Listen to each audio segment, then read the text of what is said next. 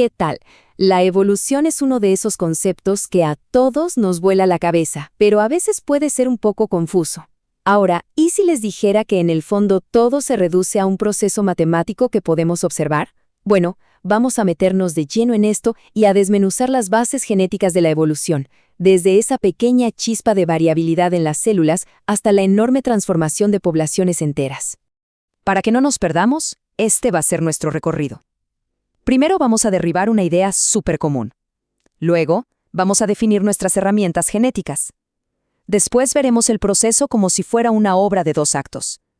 Conoceremos a los 4 grandes protagonistas del cambio, y al final, vamos a juntar todas las piezas del rompecabezas para tener la imagen completa. Así que arranquemos con la pregunta del millón, una que, en serio, cambia por completo la forma en que vemos la evolución. Si le preguntamos a alguien qué es lo que evoluciona, casi siempre la respuesta es un organismo individual. Uno se imagina a una jirafa estirando el cuello para alcanzar las hojas más altas o a un pájaro que de repente aprende a usar una herramienta. Pero, ¿será que esa es la respuesta correcta? Pues la respuesta es no. Y aquí está el primer gran giro. Un individuo, como este pajarito de la izquierda, nace, crece y se muere con los mismos genes que le tocaron. No puede cambiar su ADN a mitad de la vida. La verdadera protagonista de la película de la evolución es la población, el grupo entero que vemos a la derecha. La evolución es el cambio en la composición genética de ese grupo a lo largo de las generaciones. Ok, entonces, para entender cómo es que evolucionan las poblaciones, primero tenemos que hablar el mismo idioma. Vamos a definir un par de conceptos clave de este manual de instrucciones genético. Aquí tenemos 2 ideas que son cruciales: genotipo y fenotipo. El genotipo es, digamos, el código fuente, las instrucciones que están escritas en el ADN y que no vemos. Y el fenotipo es el resultado visible de esas instrucciones, el color de los ojos, la altura, la forma de las alas.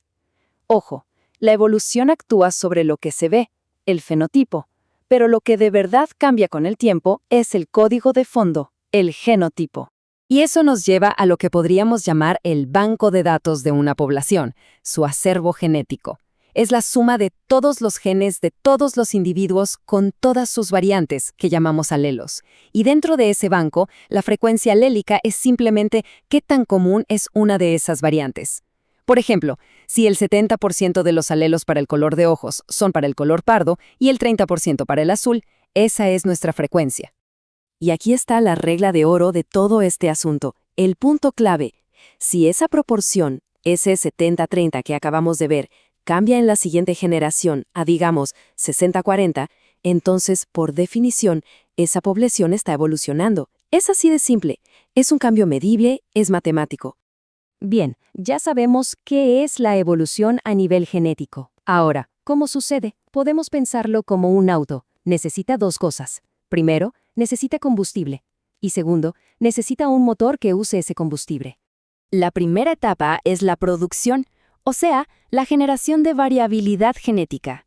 Sin diferencias entre los individuos, la evolución no tendría con qué trabajar, ¿cierta? Y la segunda etapa es la modificación, que es cuando distintas fuerzas empiezan a alterar la frecuencia de esas variaciones a lo largo del tiempo. ¿Y de dónde sale ese combustible? Pues principalmente de 2 fuentes. Por un lado, las mutaciones, que son cambios al azar en el ADN. Esta es la fuente original de alelos completamente nuevos, la materia prima de la que sale todo. Por otro lado, está la recombinación genética. Esto no crea nada nuevo, pero durante la reproducción sexual baraja los alelos que ya existen como si fuera un mazo de cartas, creando combinaciones únicas en cada hijo. Listo, ya tenemos el combustible, esa variabilidad genética. Ahora vamos a encender los motores. Veamos cuáles son las 4 grandes fuerzas que toman ese combustible y provocan el cambio evolutivo.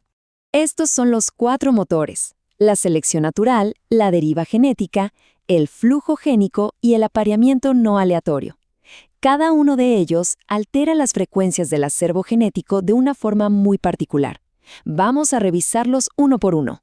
El primero, y el más famoso, es la selección natural. Aquí la idea es que el ambiente ejerce una presión. Aquellos individuos que tienen rasgos que les dan una ventaja, como un mejor camuflaje, pues tienen más chances de sobrevivir y de dejar descendencia. Y claro, esto hace que sus genes exitosos se vuelvan más y más comunes en la siguiente generación, cambiando la frecuencia a su favor. El segundo motor es la deriva genética. Y aquí la palabra clave es azar, pura suerte.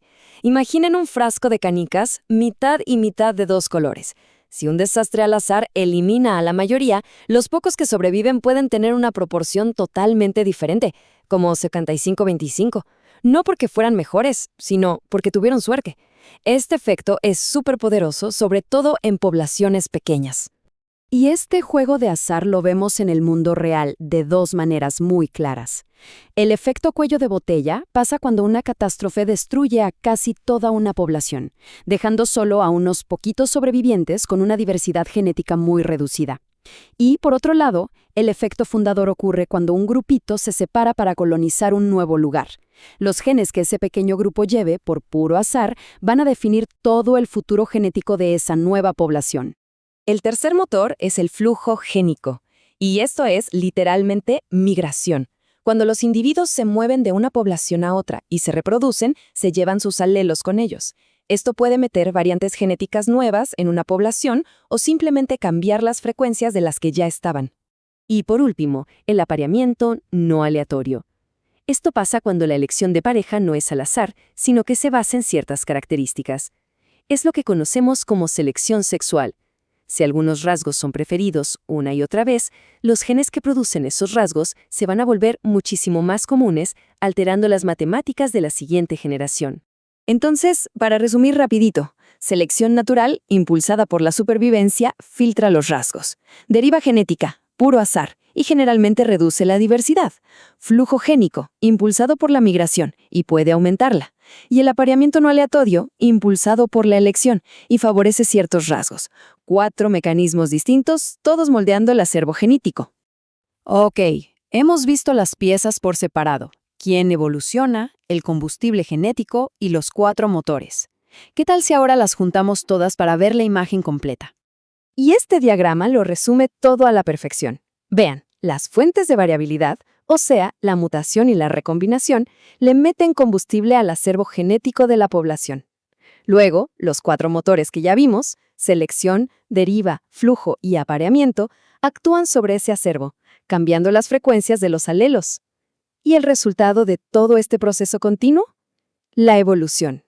Un cambio documentable a través del tiempo. Y lo más increíble es que esto no es solo una idea bonita, es algo que se puede medir.